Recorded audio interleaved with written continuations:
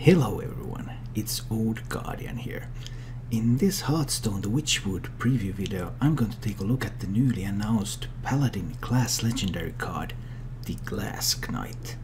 The Glass Knight is a 4-mana 4/3 minion with Divine Shield and a special effect: whenever you restore health, gain Divine Shield.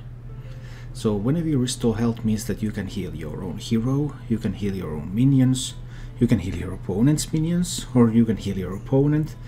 Whatever you heal, as long as it's you who's doing the healing, the Glass Knight will renew its Divine Shield.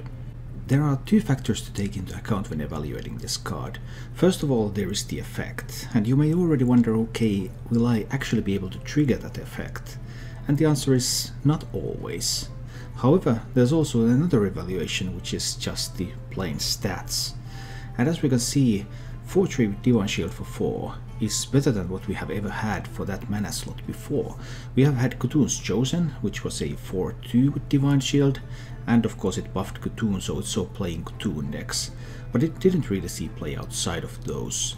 And then we have had Silvermoon Guardian, which is a 4-mana 3/3 with Divine Shield, which doesn't see any play. But this improved stat line is actually significant, because with 4 attack, that means that the Glass Knight is often able to trade up. It can trade up into stuff like Harrison Jones, for example. Also, with 3 health means that it's hard for many 2-drops right now to trade into the Glass Knight even after the Divine Shield has been removed. Stuff like Bladed Beetle, stuff like Knife Juggler, these have only 2 attack, so they can't kill the Glass Knight with an attack, unlike they could do with the Cthulhu's Chosen. So even if you're unable to actually trigger the effect, the Glass Knight looks like a pretty reasonable mid-range minion to me. However, could we build some kind of Divine Shield synergies around it? And the sad news is that some of the Divine Shield synergy cards are rotating out of the standard format, just as the Glass Knight is coming in. So Rallying Blade and Steward of Darkshire are both rotating out into the wild, so these will not be available for any kind of Divine Shield Paladin post-rotation. However, that doesn't mean that Divine Shield Paladin is all out of cards. We have stuff like Righteous Protector, Argent Squire, those very effective 1-drops. There's Bolva Fireblood, which was already recognized as a relatively strong card when it was published, but it just never had a deck where it would fit in. Then there's of course Tyrion Fordring, and with all that Potion of Madness stuff going out of the meta, then that might open up a little bit more space for Tyrion. We might even see a comeback of Corpsetaker, and that would be something that I would really enjoy, because I really loved to play those Corpsetaker decks. If you have a deck that has Divine Shields and Taunts and stuff anyway, then just slip in some Windfury and Lifesteal maybe. Get some Corpsetakers, even more great 4-drops. Corpsetaker is also a powerful buff target, as is the Glass Knight, so there are some definite synergies around here that you could build with. And if you want to be able to renew the Divine Shield on the Glass Knight, you would need to have some healing. We probably don't want to put too much healing in this kind of a fairly mid-range deck. But there's stuff like Drusilla Champion. With Rallying Blade going out, Drusilla Champion might become a weapon of choice for Paladin once again, although there is of course the unidentified Maulers competition. But Drusilla Champion is a weapon, it heals you. Of course you have to be damaged in order to be healed, so if you're already at full when you swing, the heal comes before the swing itself, then you won't restore the Divine Shield. Small downside there. But anyway, Drusilla Champion, pretty solid weapon.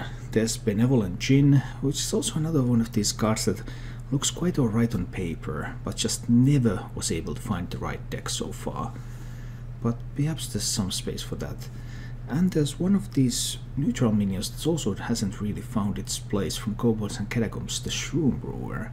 4-mana 4/4 with a Battlecry to restore 4 health. And that's a relatively strong card still, so there are all sorts of these cards that are just slightly too weak to see play right now, or just cannot find the right deck just right now. But that might come together with the Glass Knight to form some kind of a Divine Shield mid-range Paladin deck. Maybe you could even fit in a Lesser Pearl Spellstone into that deck, although I guess the deck would also work without that.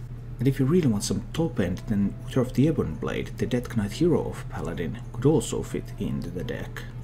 So there are some potentially pretty interesting things that could be enabled by the introduction of the Glass Knight. Even though the Glass Knight itself, it's just a strong mid-game minion. It's not something you build the deck around, but perhaps there are just the right number of Divine Shields available and the combination of cards to actually build a deck where this plays a fairly central role.